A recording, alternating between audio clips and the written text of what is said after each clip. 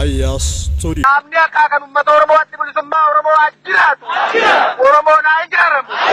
Oromoon adda bilisummaa Oromoo jalatti haa ijaaramu. Qabsoo keenya itti fufna. Injifannu.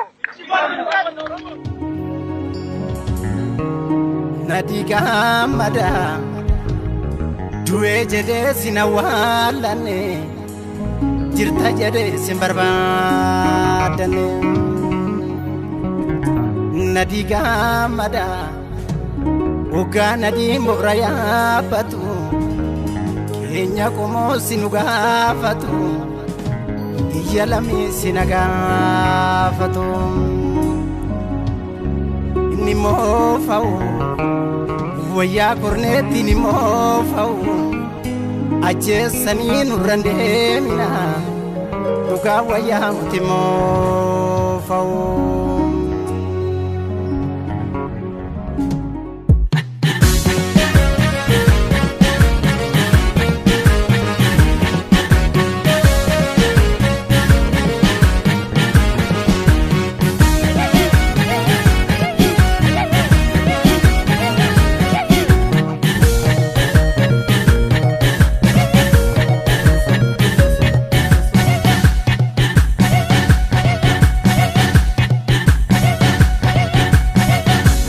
Dambo dumne puranaka chamali dumne puranaka chamali ilman Oromo kanar sadi damne sani Rufi dambo dumne puranaka chamali dumne puranaka chamali ilman Oromo kanar sadi damne sani Belji gidera teba kalandiranu ini bulla fi male ini turra fi male dola Sudan nudurat dola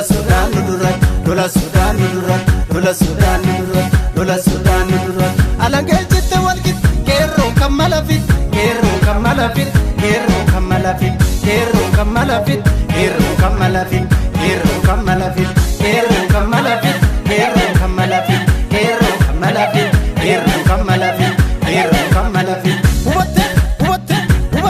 hubatte sosobika boolera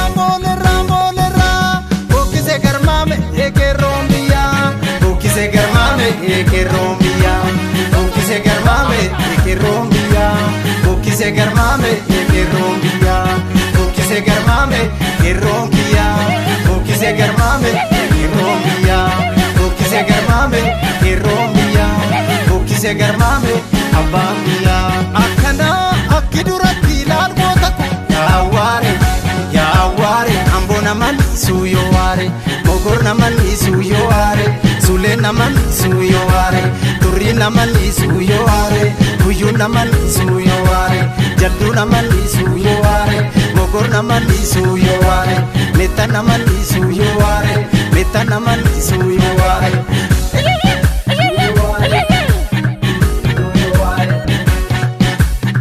Agarra yuulee jadiina nyaatu argan fantaalee jadiina nyaatu argan amboraanaalee jadiina nyaatu argan anarrageelee jadiina nyaatu argan.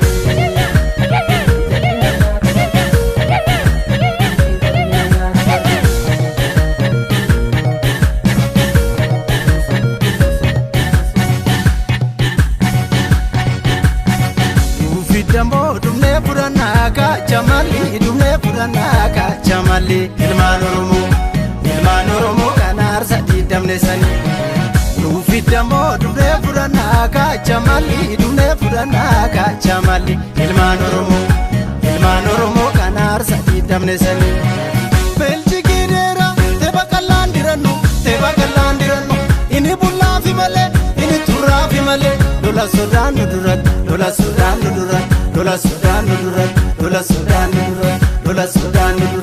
alangee jitte walgit keerroo kammalafit